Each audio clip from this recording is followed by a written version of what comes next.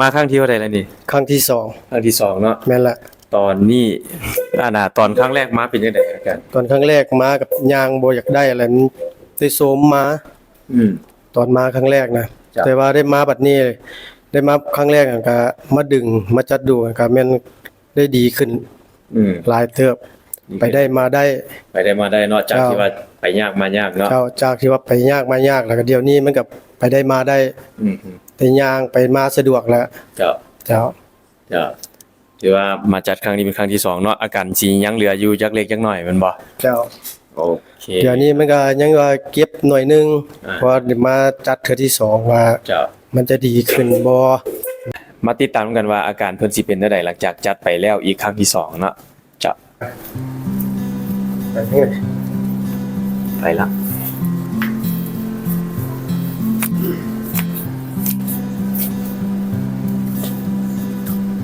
โอเค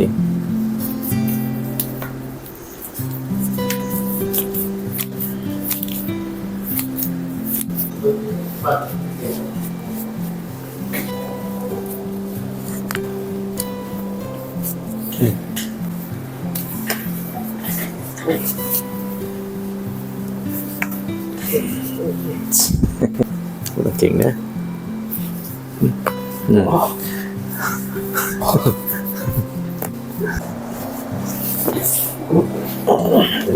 เก่งนะ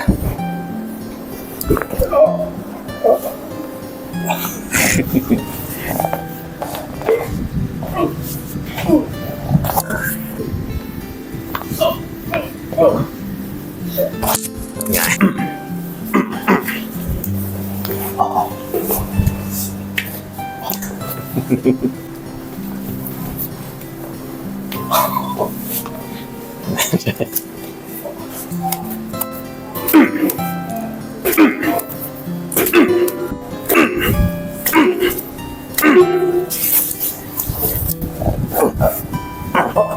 ซอยนั่นเลย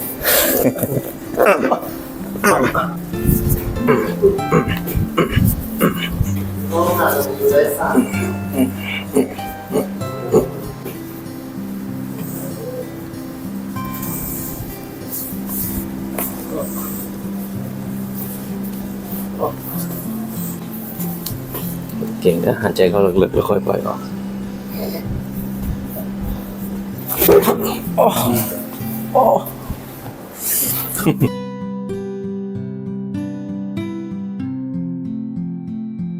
เป็นไงไอ้หลังจากจัดกระดูกรอบ2ไปละรู้สึกว่าเบาต้นเบาตัวขึ้นหลายเบากว่าแต่เก่าหลายเลยเนาะแม่นแหละมันว่าเอาซ้ำนี่นี่คือว่า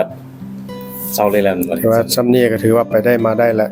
ถือว่าโอเคแล้วโอเคแฮงเลยเนาะเจ้าจากแต่ก่อนแล้วมันนักตัวไปยากมายากเจ้าแต่ว่าได้จัดมาสุดนี้ก็คือว่าเบาต้นเบาตัวหลาย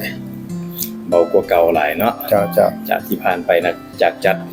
ากบ่ทันได้จัดมื้อนั้นมาจัดงวด1ดีขึ้นซะนั้นมาจัดงวด2นี่ถือว่าดีไปแฮงเลยแม่นบ่แม่นแหละถือว่าเบาต้นเบาตัวหลายละมาจัดเทื่อ2อันใดซ้ำนี่ซ้ำกับว่าหายเลยแม่นบ่แม่นแหละขอได้ซ้ำนี่ตลอดไปเนาะเจ้าขอบใจเจ้านี่แหละเนาะเพิ่นมาครั้งที่2มาจัดกระดูกครั้งที่2เนาะจากครั้งแรกที่เพิ่นมาอาการหนักหลายแต่เฮาบ่ได้ถ่ายเนาะแต่งวดนี้เพิ่นมางวด2ก็เลยว่าขอถ่ายเพิ่นแล้วก็เพิ่นก็มาให้สัมภาษณ์ว่าอาการเพิ่นดีขึ้นคือจังได๋คือจังซี่เนาะใครมีปัญหาแบบเพิ่นเนาะเรื่องเกี่ยวกับหมอนรองกระดูกทับเส้นประสาทสามารถติดต่อจองคิวเข้ามารักษาได้เจ้า